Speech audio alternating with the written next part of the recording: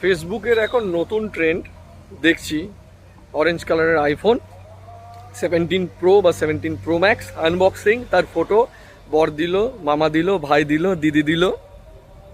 It's okay, যারা content creator তাদের কাছে ভিডিও কোয়ালিটিতে হতে পারে আইফোন অনেকটা বেটার, সেই হিসাবে নিতে পারে, কিন্তু শো অফ বাজেট একটু বেশি হয়ে গেছে। তার সঙ্গে কেউ লিখছে না, ম্যাক্সিমামই তো ইএমআই নেওয়া, ম্যাক্সিমাম, ঠিক আছে, নট 100% বাট ম্যাক্সিমাম, যে এত ইএমআই পড়লো, এত টাকা করে মান্থলি দিতে হবে 24 মাস কি 12 মাস, সেটা কেউ লিখছে না।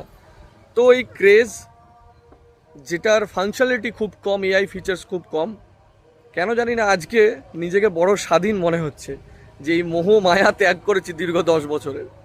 যাক, যারা কিনছেন, যারা ইউজ করছেন, সবই ঠিক আছে, একটু বেশি শো অফটা অন্যরকম দেখায়, ঠিক আছে, তো এটা একটু মাথায় রাখবেন।